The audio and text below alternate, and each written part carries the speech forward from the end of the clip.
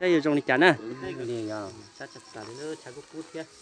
Nó nói bây tôi chuyện ngay để nó chỉ ở thôi nó sao chập lời đi nữa, chân tôi cút cha.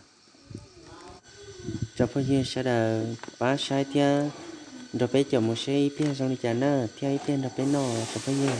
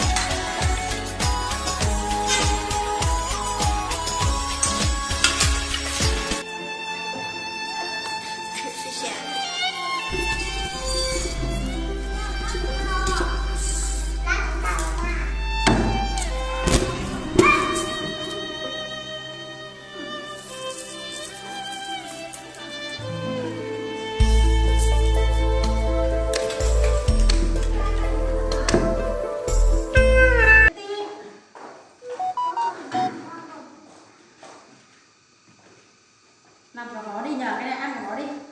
Ăn cả bò luôn.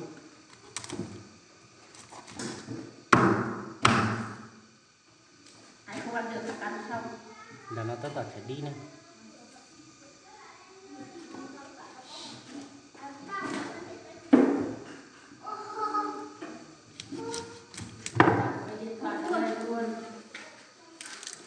Ôi dồi. Cái đầu giòn giòn vào đây. Chín quá. Nào. Cá tật tả cá chọc lên.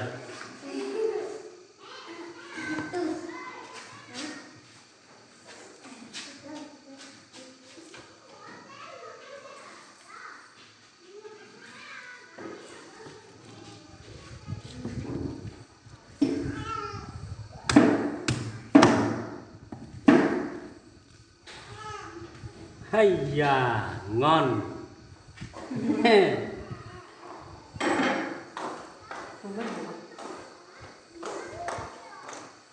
Cái này lấy ra đi, để ăn. Ăn được không ạ? Được mà. Lầy vào kia một tí. Cái con này mới chín, con đấy không chín. À, nhưng mà thịt vẫn chín thế nhỉ?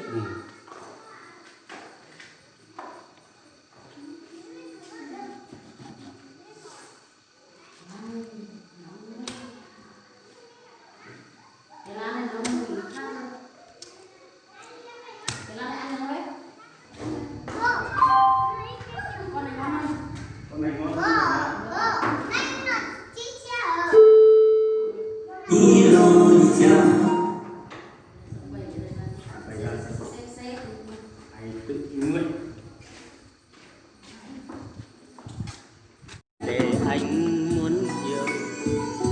Không đi được à?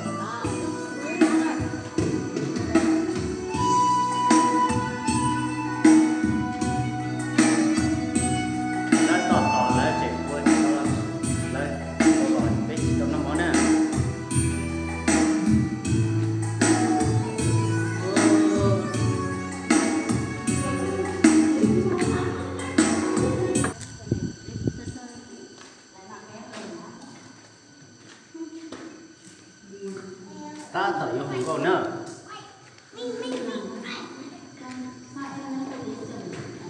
Sao em lại vội lấy chồng?